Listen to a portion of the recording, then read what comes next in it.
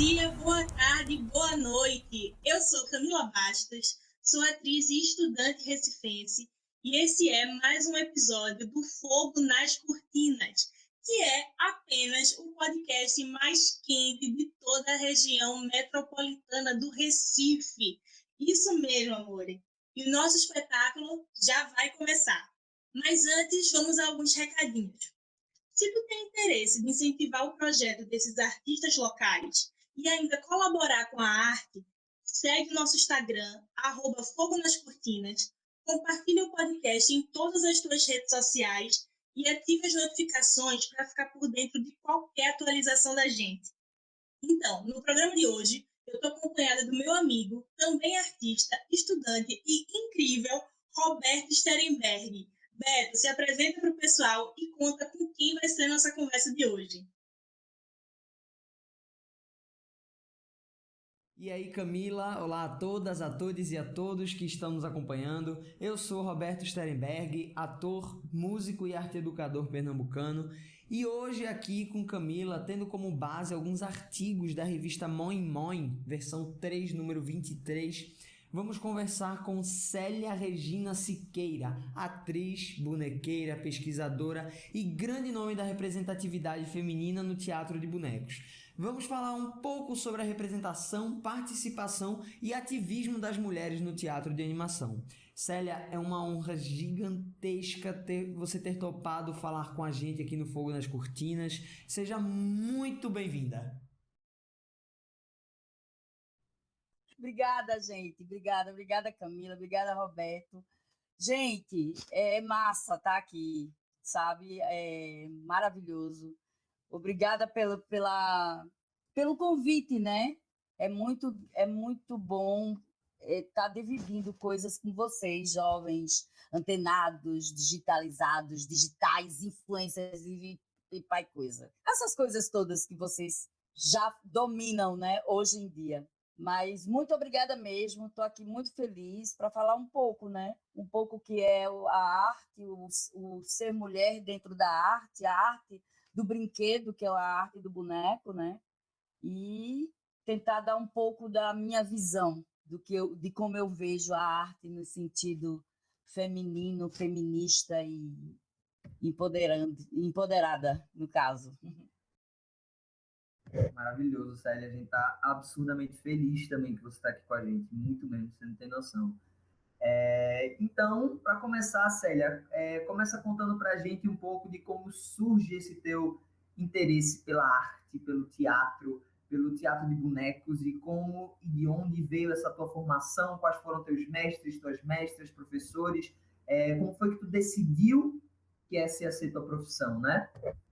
Então, eu acredito que quando o ser humano ele nasce, ele vem imbuído de todas as artes, sabe? Ele vem com essa essência, a essência do fazer a arte, do lidar com a arte, de consumir a arte, de ver a arte. O ato de nascer é a arte para mim, sabe? A vida, dar a vida ao outro é um ato de muito amor e eu considero arte amor, sabe? No meu universo, se eu faço teatro de boneco, eu tenho muito amor para dar, né? E é com isso que eu vivo. E quando você nasce, você é criança, você vai desenvolvendo e encontrando pessoas nos seus caminhos, né?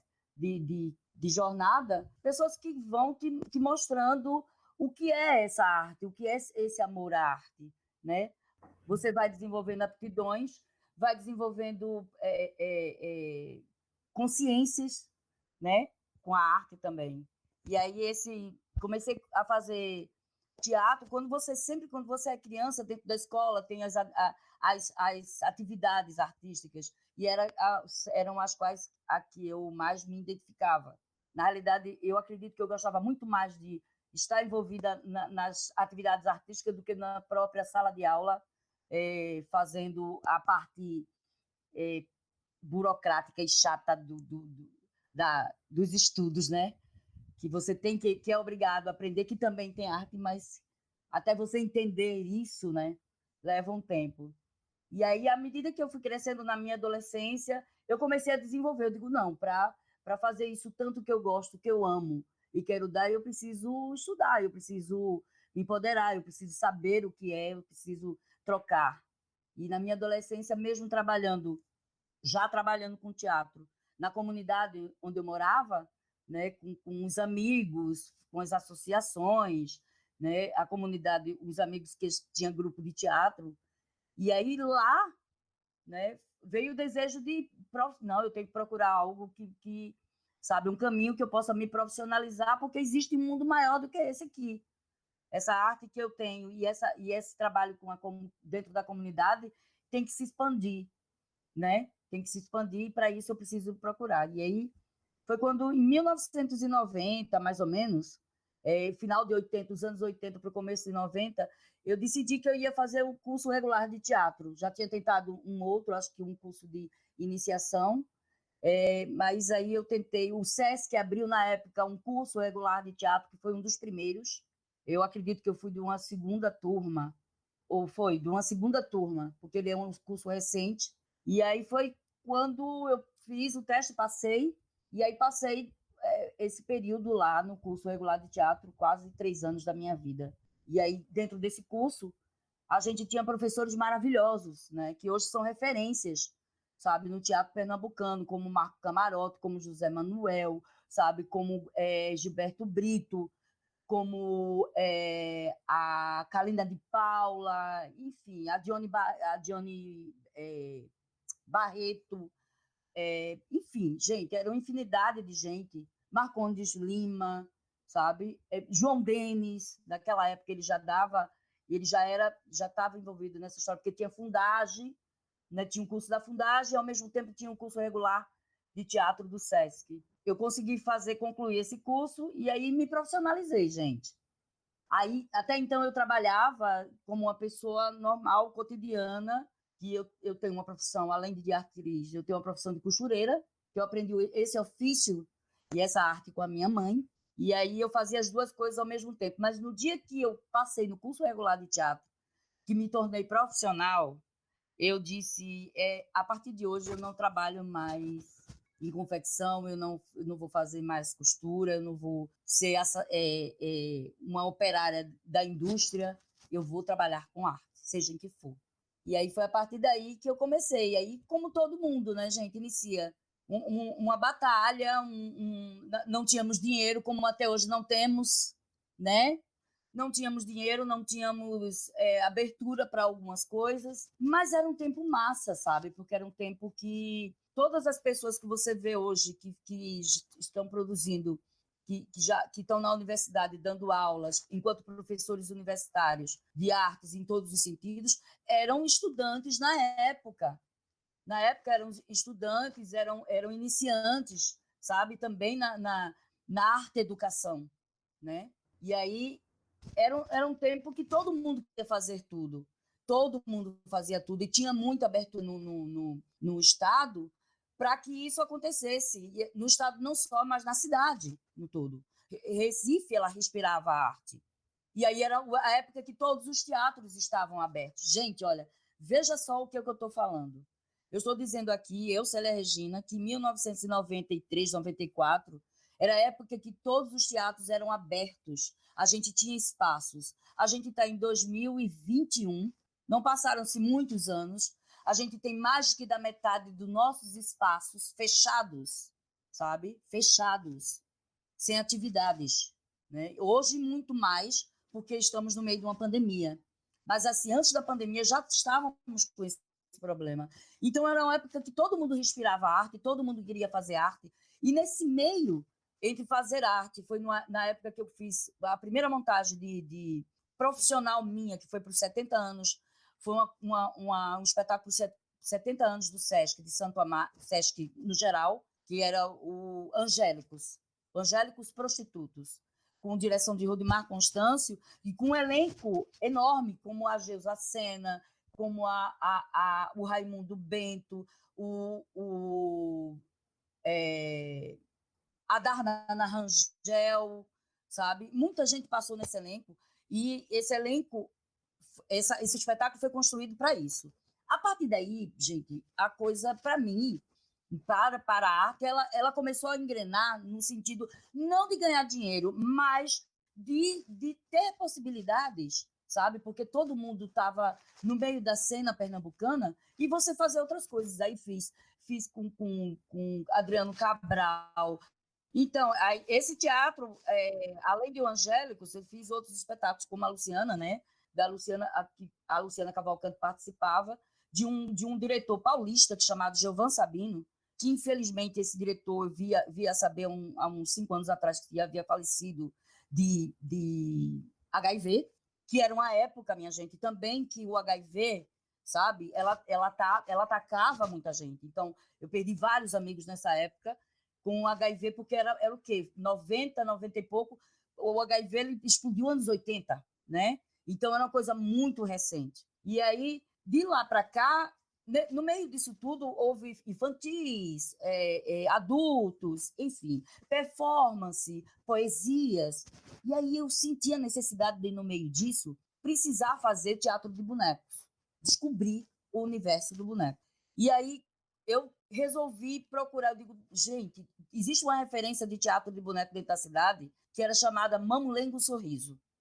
E aí eu disse, eu vou procurar alguém do Mamulengo para fazer um curso ou descobrir, sabe, como é que é esse universo, porque eu queria inserir o teatro de bonecos dentro da minha vida, dentro da arte que eu fazia. E aí eu cheguei, fiz um curso no Teatro Mamulengo Sorriso, isso em 1996, 5, 6, isso. A partir de 1996, eu passei 3 anos envolvida nas criações dessa oficina, que se tornou uma oficina maior do que eu esperava. E aí, dentro dessa oficina, eu me tornei membro do Mamulengo Sorriso, porque montamos um espetáculo.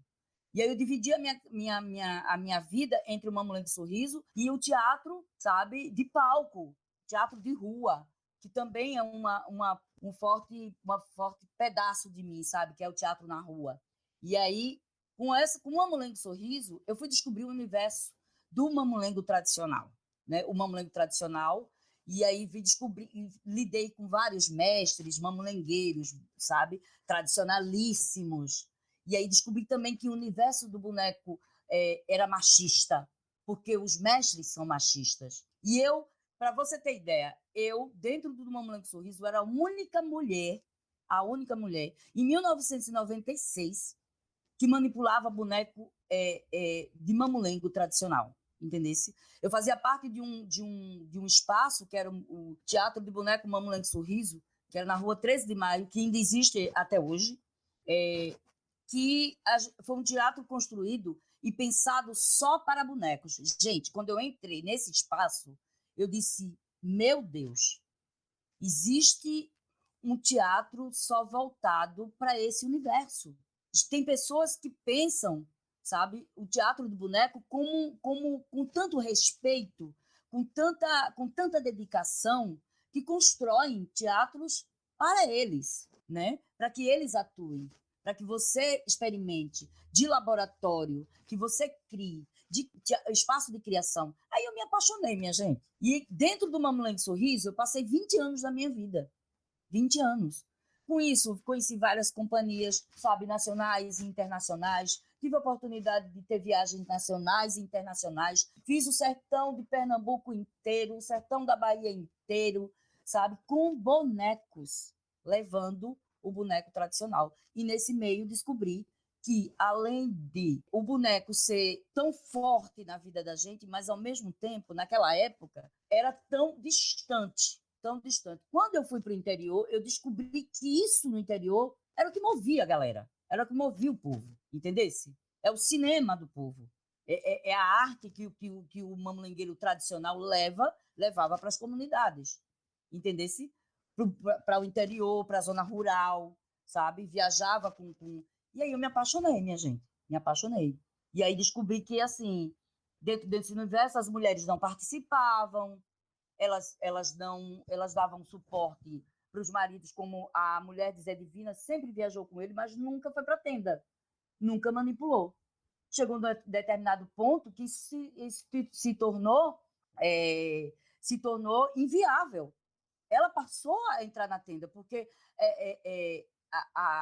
a necessidade, porque assim, o mamulengo tradicional, existe um problema de passar os saberes, né? Os filhos dos mestres, depois com o advento da internet, o advento de algumas coisas tecnológicas, principalmente tecnológicas, os filhos eles passaram a se desinteressar da arte, né? A se desinteressar da arte como todo, do mestre, do pai que levava a tenda, a toda, para a zona rural fazer o espetáculo. Então, sentindo a necessidade de colocar gente para fazer o trabalho também. E as mulheres começaram a fazer isso, né? As mulheres começaram a entrar dentro da tenda com seus maridos, como tem os mestres Zé Lopes, né, em Glória de Goitá, que hoje tem mulher e 3 filhas que são bonequeiras e mamulengueiras, né? E 3 filhas, porque antes elas acompanhavam o pai, elas não podiam fazer o teatro, que era só de homens, só para homens. E aí descobri isso. E eu vivia o mesmo problema dentro do espaço onde eu trabalhava, que era o Mamulengo Sorriso, uma entidade que já tinha anos e estradas, sabe, que se dizia para frente, antenada, envolvida em vários projetos, até projetos de ordem mundial, entendesse? Ganhando prêmios, sabe, mundiais, envolvida com a Unima, que é a entidade maior do teatro do boneco no mundo, entendesse? Que em 1990, 1999, fizemos um festival internacional de teatro de bonecos, 70 anos da Unima. 70 anos da Unima. Então, gente do mundo inteiro, de teatro de bonecos, ou seja, os papas do teatro de boneco veio para a cidade de Olinda, sabe? Se envolveram num seminário, num festival, que dentro dele tinha colóquios, seminários que durou um mês, sabe? Tudo isso financiado pela Unima, sabe? Com todas as entidades de bonecos do mundo, cada um com sua devida contribuição. E a gente realizou isso. A gente conseguia realizar isso, sabe? Participei dentro do estado de Pernambuco do SESI Bonecos do Brasil e do Mundo, entendeu? Durante anos, de 2003, ou foi 2002, até uma das edições, 5, 6 edições. Gente do Brasil todo e do mundo todo. E aí o teatro... Oi. Eu queria aproveitar o fio da meada que você tinha tocado na questão da transmissão oral, né? Que geralmente passa de pai para filho, de mãe para filho. Geralmente de pai, né? Como você falou, é muito mais... As mulheres estão mais estão por trás dos bastidores, né? Então, a gente queria saber, assim, já que você tocou nesse assunto, para a gente já costurando com uma outra curiosidade nossa, como é que você vê, assim, porque, como você falou, a arte dos bonecos é uma tradição tradicionalmente oral, transmitida via oral pela família, o ofício do pai que passa para os filhos, que passa para as filhas, e enfim. E, assim, é algo que se estende para muito além de um estudo oficialmente teórico, né, digamos assim. Então, a universidade, às vezes, enxerga muito esses mestres, essas mestras bonequeiras, como um objeto de estudo, né, e não como um sujeito criador, produtor de cultura, né, muito como algo a mais a ser estudado. E como é que você vê essas fronteiras entre a universidade e a vida, essas pessoas que são formadas na vida, esses doutores e mestres, os doutores da universidade e os mestres bonequeiros criados com ofício de pai para filho, de mãe para filha, essa fronteira entre teoria e a vivência dos bonecos. Vê só, é muito engraçado porque, assim, no Mamulengo lá do Sorriso, existe um personagem chamado Tiridá. Ele tem uma frase que diz: sou mestre das ciências ocultas e das letras apagadas. Entendesse? Então, quando a gente fala de tradição oral, quando a gente fala que a universidade é massa, eu acho maravilhoso que a universidade estude, que a universidade beba, que os teóricos vão lá, só que tem um porém. Eu acho que de tanto ir buscar e beber dessa fonte, e você se imbuir desse conhecimento, e trazer, levar, botar nos livros, o fazedor, o mestre orador, ele tem problemas em casa. Ele tem problemas para comer, ele tem problemas para viver, ele tem problemas cotidianos, sabe? Que tem problemas. Eu conheço mestre que tem problemas com os filhos, com drogas. Você está entendendo? O fato do mestre perder a força, não ter essa força, para que essa tradição oral que ele tem, esse saber, seja passado de filho para filho, enquanto neto, a valorização disso, desse estudioso e teórico e as universidades irem para lá e ajudarem nesse sentido, não vai adiantar nada. Porque o mestre tem problemas cotidianos e comuns, de ter filhos com droga, precisa trabalhar, sabe, vive na zona rural. Gente, isso com os mestres e mestras, isso são todos. Eu estou falando de uma pequena parte de mestres e de repassadores de saberes populares, sabe, de oral, que é só o mamulengo, mas existe uma gama de mestres e mestras nesses interiores de artesanatos, artesanias, fazedores, sabe, da cultura popular, como as danças, como os folguedos, são vários. Quando a gente fala de tradição oral, né, não só o teatro do boneco, mas também outras, sabe? E quando a universidade vai lá buscar, beber, se imbuir, ela tem um compromisso e a responsabilidade. Ela tem que ter esse compromisso e a responsabilidade. Eu acho que cada um que vai lá beber, sabe, dessa fonte, tem a responsabilidade de que essa fonte continue jorrando.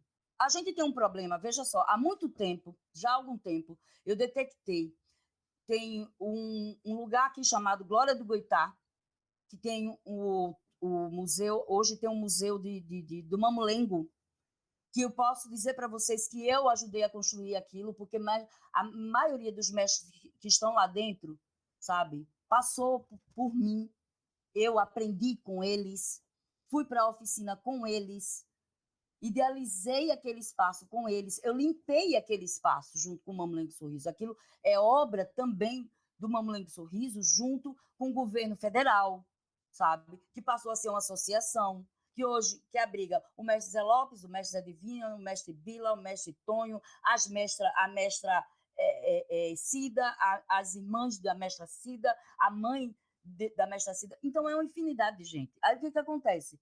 Tem obrigação. A gente tem a obrigação de desenvolver aquilo, que aquilo tenha sustentabilidade, que aquilo tenha geração de renda, para que aquele mestre saia, sabe, do estado em que ele vive e possa mudar o entorno dele também, gente. Pelo amor de Deus, vocês são gente, né?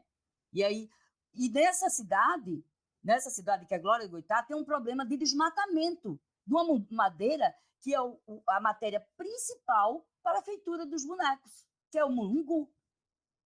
E aí, o que acontece? O mestre precisa trabalhar, ele precisa da madeira para colher a madeira, mas ele precisa também aprender a plantar essa madeira, entendesse? Ter o reflorestamento dessa madeira. A cidade, a prefeitura, o governo do estado, a Fundarp, enfim, quem seja, tem que ter essa preocupação, porque é sustentabilidade para o mestre e para as mestras que moram lá.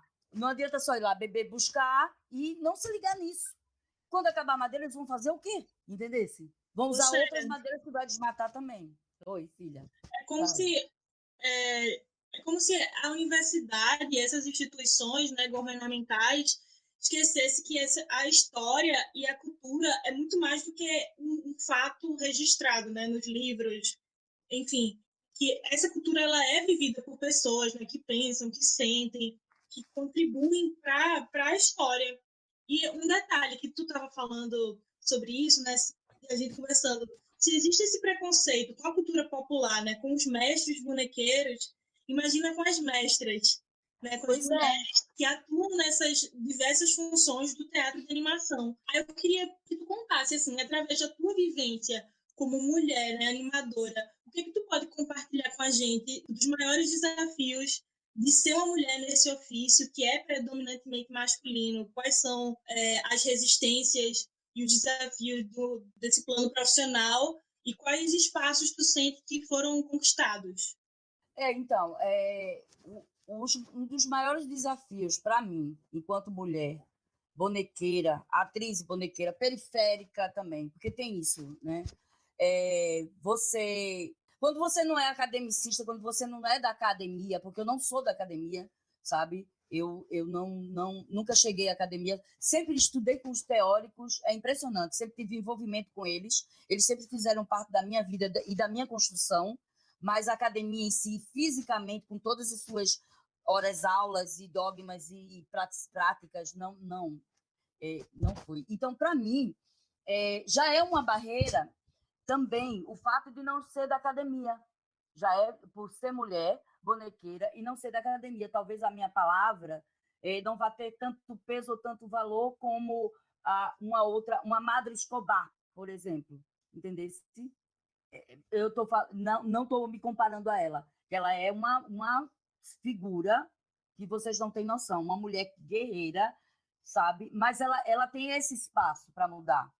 E aí, o meu espaço, as minhas limitações é que, primeiro, por não estar envolvida com a academia, mas eu estou envolvida com o fazer do boneco no sentido mais humano da coisa, vou dizer. Por exemplo, um dos maiores desafios para mim, dentro do fazer boneco e ser mulher, foi participar dos carnavais de Olinda, fazendo boneco e colocando bonecos em Olinda durante 13 anos da minha vida dentro de um galpão com homens. Outro maior desafio para mim foi comandar 40 homens em expedições do SESI Bonecos do Brasil e do mundo, dentro de uma caravana, eu comandando 40 homens. Então, você precisa estar próximo dessas pessoas. É quando eu falei, sabe, Roberto, da mudança.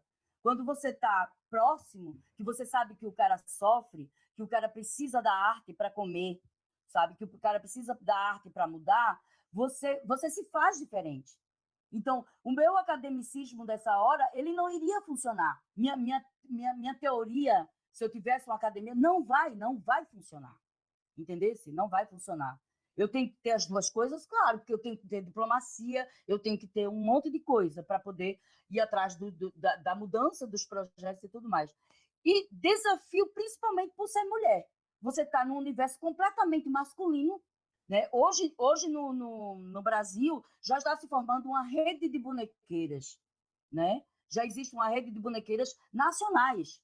E essa rede ela agrega todas as mulheres bonequeiras do país inteiro, cada um com seus espetáculos, com suas vivências. E dentro desse pensar da rede de bonequeiras, eu me lancei num desafio, agora com a Lei Aldir Blanc, graças a Deus, de fazer um mapeamento dessas mulheres bonequeiras. E a gente botou na Lei Aldir Blanc, agora no edital de fusão e fruição, e um projeto chamado MAM, Memórias Afetivas de Mulheres Mamulengueiras, né, que a gente vai iniciar com 3 bonequeiras. Uma delas é a Odília, que é da RIPA, que é do Sertão, a Odília Nunes.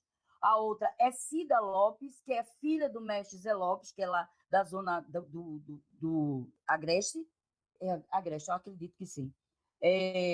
A Cida Lopes e eu. Mas é um projeto que vai iniciar de mapeamento dessas mulheres do sertão, sabe? Do Agreste, da Zona da Mata, sabe? Da região metropolitana. Porque aqui tem muitas. Tem a Leila, tem uma bonequeira de Maranguapium, paulista, tem uma bonequeira em Igaraçu, tem boneiras no Cabo, mulheres que trabalham com bonecos, entendesse? Não na sua forma tradicional enquanto uma mulher, mas com bonecos, sabe? E o que que faz essas mulheres deixar a vida delas, sabe? Deixar a vida delas normais, cotidianas, cuidadoras de casa, de filhos, sabe? Trabalhadoras com certeza de trabalhos convencionais que todo mundo tem para fazer boneco. Então, o projeto, isso tem a ver com memória, porque eu tiro de mim porque o boneco sempre foi uma peça importante da minha vida. Eu, quando era criança, eu criava meus bonecos, porque eu não tinha bonecas, eu não tinha dinheiro para comprar bonecos, meus pais não tinham dinheiro para comprar bonecos. Então, minhas bonecas sempre foram criadas, confeccionadas por mim mesma.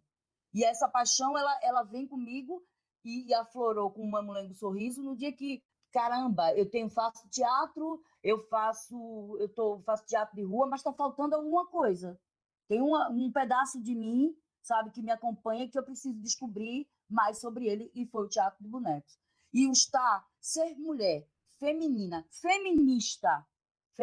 porque eu sou feminista, dentro desse universo masculino, me fez ter vários embates, por exemplo, dentro da própria instituição que eu trabalhei, como Mamãe de Sorriso, e me posicionar.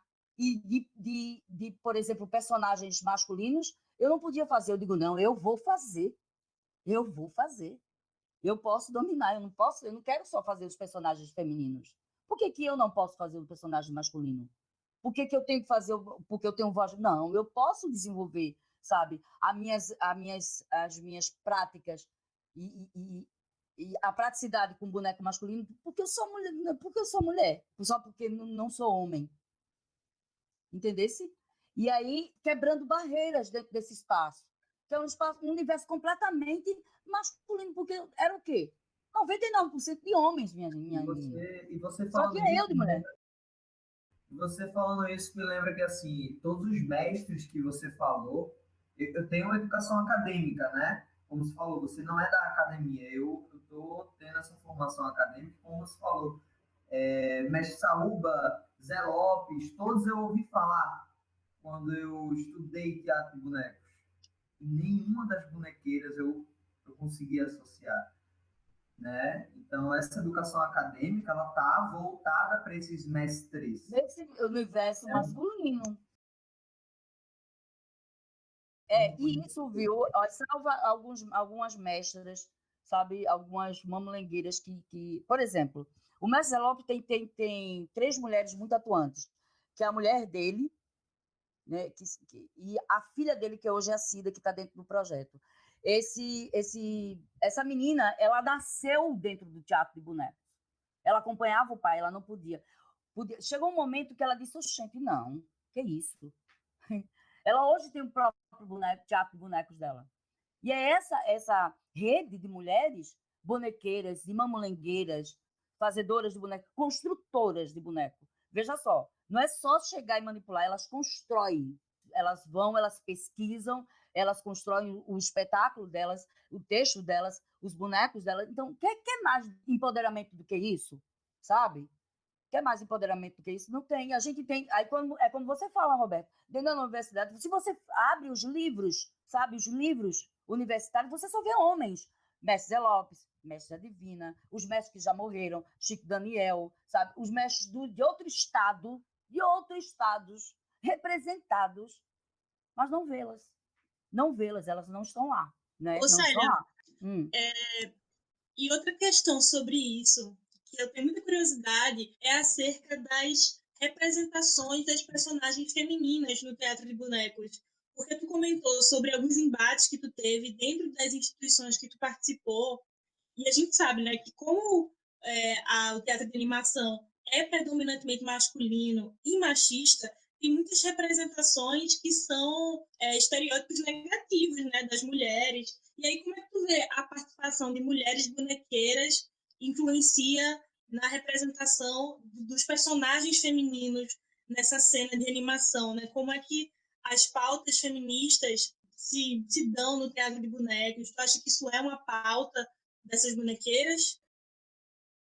Olha, eu vou dizer, viu, Camila, eu acredito que a partir do momento que elas deixaram as panelas na cozinha e passaram para dentro das tendas, entendeu? Eu acho que já teve uma revolução enorme desse fogão para essa tenda. Se ela está ali dentro, ela está impondo, ela está calçando o boneco, ela está dando o recado, com certeza ela vai estar dando espaço e abertura para pautas femininas, feministas, violência contra elas, empoderamento com relação a não querer ter muitos filhos, como a maioria delas fazem, de uma forma ou de outra. Elas estão lá verbalizando da forma como elas conseguem o que é que elas querem e desejam enquanto tratamento por serem mulheres, com certeza, sutilmente, sabe, moderadamente, passando por algumas situações, tipo uma mulher mamulengueira que vai para a tenda com o marido, claro que o marido ele vai querer dominar, porque aquele teatro, consequentemente, era dele, sempre foi um privilégio dele, ele sempre teve o espaço para ser machista, racista, misógino dentro daquele espaço. Então, que não se engane, o mamulengo tradicional tem um problema que que eu questiono há muitos anos, que é, às vezes, a pauta, sabe, machista e violenta do mamulengo tradicional. Entendeu? Aí é uma outra questão que a gente tem que entrar. Muitos teóricos já sentaram para discutir sobre isso, sobre a violência dentro dessa história, sabe? Sobre o negro, a condição do negro, a condição a figura da mulher dentro desse espetáculo, porque ela é sempre a bonita, a gostosa, a verdadeira, a que, entendesse, dentro do espaço. Então, quando essa mulher sai desse fogão que passa para dentro dessa tenda, ela tem um ato de respiro e de voz. Ela vai estar lá empoderada. Quando ele vier com ai, minha dengue, vem cá, tentando fazer entender que aquela boneca, representando a mulher, é a que está em casa, mas fulano, eu estou em casa cuidando dos meninos. Não, é ela assim, desgraçado. Tu saiu ontem, me deixou com 3 filhos, com vassoura na mão, e dizer assim, desaparece, porque hoje eu tenho a Lei Maria da Penha, entendesse? Elas têm essa oportunidade de falar dentro da tenda, certo? E que outras mulheres que estão escutando e ouvindo, elas vão se sentir representadas. Isso no interior é muito forte. Quando a Audília sai com a caixinha dela, sabe, que é desse tamanho, com uma boneca, distribuindo sonhos, fantasias, isso é empoderamento. Ali ela está dizendo muitas coisas para outras mulheres. Vê o quanto mudou nessa trajetória, mas precisa mudar mais. Precisa que essas mulheres tenham visibilidade dentro da universidade. Elas precisam que essas mulheres tenham visibilidade dentro dos livros que são construídos, sabe? Das pautas, sabe? Que são de jornais, sabe? Essas mulheres elas precisam ser reconhecidas como fazedoras de boneco, da tradição oral, construtoras dos bonecos, criadoras desses sonhos e modificadoras, sabe, do seu entorno, do seu meio, delas próprias. Isso precisa mudar. E o MAN, eu acredito que esse projeto, que é uma parceria com o Coletivo Caverna, o coletivo lá de Ouro Preto, Olinda, que eu faço parte, vários coletivos envolvidos, o MAN ele tem essa característica, né? Ele tem essa... A gente quer muito fazer esse mapeamento. Então, é um projeto que vai começar agora, mas que tem pretensão de crescer com essa visão de ir lá até elas e vamos lá, vamos para essa rede. Dentro dessa rede tem a rede nacional, vamos dar visibilidade, vamos descobrir outras mulheres que fazem boneco, porque deve ter muitas, entendesse? Tinham algumas que faziam e não fazem mais por falta sabe, de incentivo, ou porque, sabe, não teve condições, ou faz boneco e os maridos não deixam. Enfim, gente, é uma pauta muito grande para ser mudada e estudada e pesquisada, né? Massa, velho. Caramba, sério, assim, se fosse por nós, acho que a gente ficaria até a noite conversando. Mas, então, como o nosso tempo está começando a se esgotar, eu vou pedir, então, para você finalizar deixando uma mensagem para nós, profissionais da arte, para que a gente continue resistindo, continue dominando nossos espaços e continuemos percorrendo o caminho da arte enquanto nossa profissão, né? Você mesmo falou que no começo foi árduo, mas eventualmente você conseguiu se desvincular dos outros trabalhos e conseguiu seguir a profissão artista. O que te faz continuar? O que te dá forças para se manter firme, principalmente em tempos como esse que a gente está vivendo, né? Que, bom, a gente sabe, pandemia, isolamento social, tudo mais. Então, que mensagem você pode deixar para a gente, nós artistas? Olha, hoje em dia, Roberto e Camila, a discussão mudou muito do teatro, do fazer arte após pandemia, né? Houve uma revolução, uma pseudo revolução tecnológica em que acredita-se que pode se fazer tudo que se fazia no teatro, na tenda, dentro de uma tela. Eu acho ótimo, eu acho fantástico, mas eu, sinceramente, ainda acho que pode-se fazer isso também, não é só.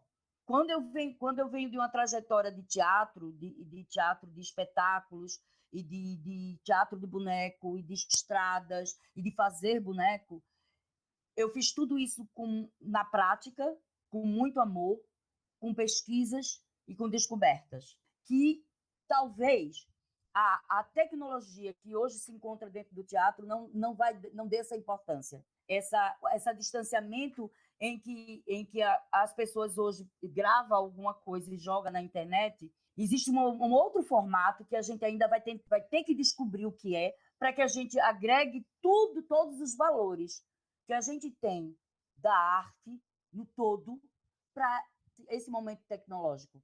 E aí, o que eu quero? Eu jamais vou deixar de fazer a arte que eu fazia. A que eu pego, a que eu toco, a que eu transformo e a que principalmente me transforma. E atrás a pesquisa, o viver, a troca de saberes, né? Com essa revolução da arte migrando para a internet, sabe, em suas lives e as suas... a gente pode colocar tudo que a gente aprendeu, mas aí a gente vai ter que ter um novo olhar para essa memória que está ficando lá atrás. Antes disso, a gente já tinha um problema de memória com a tradição oral. Hoje a gente tem um problema duplo, talvez até triplicado, porque essa tradição oral, essa memória, ela pode se perder de fato e por completo. Entendesse? Então a gente vai ter que estudar muito. Vocês da universidade, junto com a tecnologia, junto com suas lives, seus podcasts e suas teorias e os teóricos, tem que começar a buscar essa memória e essa tradição oral para que fique registrada, para que as outras pessoas acessem. Que se já era difícil o corpo a corpo, o cara a cara, agora está muito pior. Porque a acessibilidade é outra, gente. A acessibilidade é outra. Eu não posso dizer para você que o mestre mamulengueiro tem a capacidade e a oportunidade, como eu tenho um mestre chamado Mestre Tonho, com quem eu estou sempre em contato, ele não tem a capacidade de estar aqui, por exemplo, agora, a facilidade, não é a capacidade, desculpa, me expressei mal, a facilidade com que eu tenho de estar aqui com vocês agora fazendo um podcast, entendeu? Nós que temos essa possibilidade, que temos que ir atrás, senão essa memória vai se perder. E com ela a gente se perde. E aí eu me perco um pouco também, entendesse? Porque não só eu, mas muitas pessoas que trabalham e que vivem da arte. A gente tem que começar a pensar nisso. Isso me preocupa e, sinceramente, o MAN é um pouco dessa preocupação minha. Se eu tenho um instrumento que eu posso dar visibilidade e voz para essas mulheres bonequeiras, claro que com seus históricos familiares, com todas, eu vou dar, eu vou fazer. Porque eu lembro que na minha época, quando eu comecei a fazer teatro, foi difícil me inserir no meio artístico, a ter acesso a esses saberes. Foi difícil. E eu imagino, saca, para eles, agora, com essa história, com essa revolução tecnológica, com todas essas mudanças de paradigma, gente, pelo amor de Deus. Hoje o teatro se faz de um só. O cara pega uma câmera, uma parede e uma vela. E faz. Uma câmera, uma parede e uma vela. E faz. E aí a gente tem que pensar nisso. Então é o teatro do eu um só. E essas pessoas que estão lá, gente? Eu digo isso porque eu conheço milhões de pessoas, centenas de pessoas que moram nos interiores, que trabalham com arte, com bonecos, e que precisam dessa preocupação, dessa visibilidade, entendeu? E isso envolve a mim também. É minha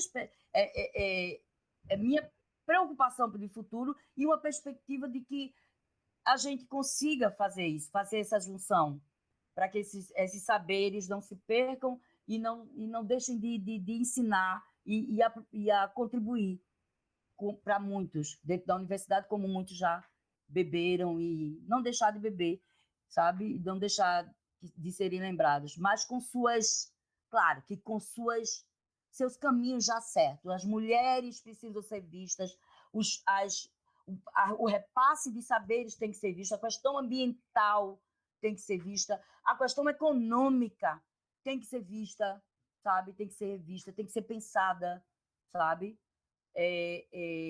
As pessoas, elas precisam, no interior, não só vender bonecos, elas precisam que esses bonecos estejam dentro da internet, as pessoas ficarem sabendo que existe um centro, sabe, de formação de bonequeiros dentro do Agreste, sabe, da Zona da Mata. Precisam saber disso. E aí, isso me preocupa, e isso é a minha perspectiva, que todo mundo se volte, né? Que as pessoas se voltem para esse lado. E assim, acredito em vocês, gente, acredito demais em vocês, sabe? Como vocês acreditam em mim, por exemplo, de estar me dando esse espaço aqui agora para poder falar das coisas que eu acredito, que eu quero de melhor para a arte, para o mundo, para a cena pernambucana. Antes da pandemia, a gente era um polo cinematográfico, gente. Pernambuco nunca teve tão bem dentro do cinema. O Nordeste nunca teve tão... O mundo inteiro e o Brasil voltado para Pernambuco dentro do cinema, sabe? Isso é massa. E é isso que eu quero. Eu quero que o Brasil e o mundo estejam voltados para nós, no Nordeste, em todos os sentidos, sabe? No audiovisual, na música que se faz dentro da periferia, no boneco que se faz dentro da periferia. Gente, aqui eu moro no entorno do sítio histórico de Olinda, sabe? É um cinturão. Olinda, ela é rodeada por favelas. Você não tem noção a quantidade de bonequeiros e de fazedores de bonecos que existe nessa área. Houve-se, uns anos atrás, uma possível mapeamento dessas pessoas. E é o que a gente faz dentro do Coletivo Caverna, tentando mapear esses bonequeiros, sabe? Esses fazedores de boneco. Porque a gente, para mudar o interior, a gente tem que primeiro começar a mudar o quintal da nossa casa, né? A gente tem que mudar o quintal da nossa casa. Mesmo com o advento da internet, com o advento da tecnologia, das lives e dos podcasts, a gente não pode esquecer que existem comunidades, que existem necessidades, que existem artistas dentro dessas comunidades que precisam ser vistas, sabe? Que precisam ser, que a gente pode ter a possibilidade. Então, a gente, para mudar o interior, o Brasil, o audiovisual, enfim, a gente precisa primeiro mudar o quintal da nossa casa. Porque o vizinho é um artista que faz boneco, tá ligado? É um artista que faz uma escultura, que faz um rap massa, que faz cinema, mana. Que faz cinema. E que dentro desse cinema está inserido a arte que ele produz dentro da comunidade. Entendesse? É por aí que a gente tem que pensar. Perfeito, Célia. Valeu mesmo. Bom, galera, então, como eu falei, se dependesse da gente, a gente ficaria mais 3 horas aqui conversando facilmente, mas a gente vai chegando ao final desse nosso episódio, que tivemos a enorme felicidade de compartilhar com a maravilhosa Célia Regina. Oh, Célia, meu Deus! Muitíssima gratidão pela sua disponibilidade, pela sua disposição. Nós, do Fogo nas Cortinas, nos sentimos muito agradecidos com a sua presença. Muito obrigado mesmo. E esse foi mais um episódio do Fogo nas Cortinas, o podcast mais quente de toda a região metropolitana do Recife. E se liga, tem episódio novo todas as quartas-feiras, às 17 horas. E se você tiver interesse em incentivar o projeto desses artistas locais colaborando com a arte, segue o nosso Instagram, @fogonascortinas, e aproveita para compartilhar nosso podcast nas redes sociais. Também não esquece de ativar as notificações para ficar por dentro de qualquer atualização da gente. Muito obrigada, Célia, por compartilhar tanto com a gente. Foi uma aula. Obrigada de verdade. Obrigada, Beto, por me acompanhar nessa conversa. Obrigada à nossa equipe técnica e a você por estar aqui até agora. E até a próxima quarta, minha gente. Fogo nas Cortinas!